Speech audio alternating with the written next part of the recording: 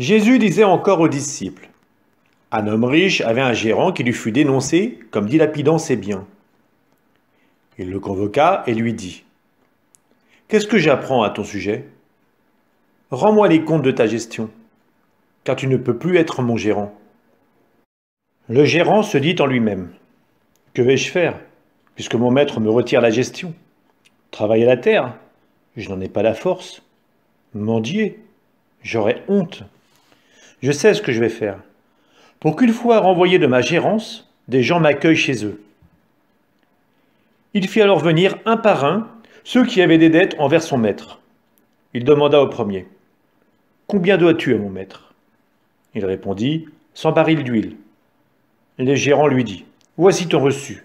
Vite, assieds-toi et écris 50. » Puis il demanda à un autre, « Et toi, combien dois-tu » Il répondit, « 100 sacs de blé. » Le gérant lui dit, « Voici ton reçu, écris 80. » Le maître fit l'éloge de ce gérant malhonnête, car il avait agi avec habileté. En effet, les fils de ce monde sont plus habiles entre eux que les fils de la lumière. Eh bien moi je vous le dis, faites-vous des amis avec l'argent malhonnête, afin que le jour où il ne sera plus là, ces amis vous accueillent dans les demeures éternelles. Celui qui est digne de confiance dans la moindre chose est digne de confiance aussi dans une grande.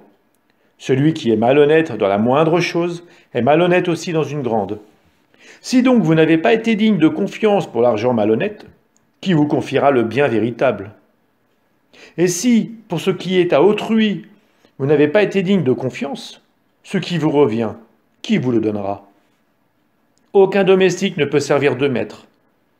Ou bien il haïra l'un et aimera l'autre, ou bien il s'attachera à l'un et méprisera l'autre. Vous ne pouvez pas servir à la fois Dieu et l'argent. Quand ils entendaient tout cela, les pharisiens, eux qui aimaient l'argent, tournaient Jésus en dérision. Il leur dit alors, « Vous êtes de ceux qui se font passer pour justes aux yeux des gens, mais Dieu connaît vos cœurs. En effet, ce qui est prestigieux pour les gens est une chose abominable aux yeux de Dieu. La loi et les prophètes vont jusqu'à Jean le Baptiste. Depuis lors, le royaume de Dieu est annoncé.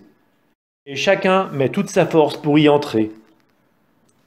Il est plus facile au ciel et à la terre de disparaître qu'à un seul petit trait de la loi de tomber. Tout homme qui renvoie sa femme et en épouse une autre commet un adultère. Et celui qui épouse une femme renvoyée par son mari commet un adultère. Il y avait un homme riche, vêtu de pourpre et de lin fin, qui faisait chaque jour des festins somptueux. Devant son portail gisait un pauvre nommé Lazare, qui était couvert d'ulcères. Il aurait bien voulu se rassasier de ce qui tombait de la table du riche, mais les chiens, eux, venaient lécher ses ulcères.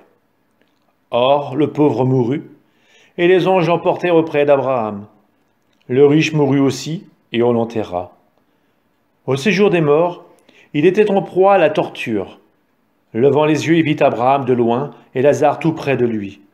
Alors il cria, « Père Abraham, prends pitié de moi, et envoie Lazare tremper le bout de son doigt dans l'eau pour me rafraîchir la langue, car je souffre terriblement dans cette fournaise. » « Mon enfant, répondit Abraham, rappelle-toi, tu as reçu le bonheur pendant ta vie, et Lazare le malheur pendant la sienne.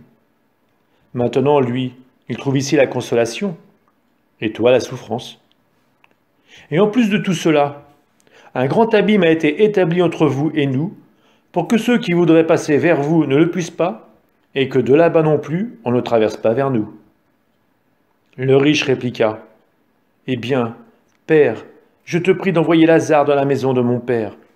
En effet, j'ai 5 frères, qu'il leur porte son témoignage, de peur qu'eux aussi ne viennent dans ce lieu de torture. » Abraham lui dit, « Ils ont Moïse et les prophètes, qu'ils les écoutent. » « Non, père Abraham, dit-il, mais si quelqu'un de chez les morts vient les trouver, ils se convertiront. » Abraham répondit, « S'ils n'écoutent pas Moïse ni les prophètes, quelqu'un pourra bien ressusciter d'entre les morts, ils ne seront pas convaincus. »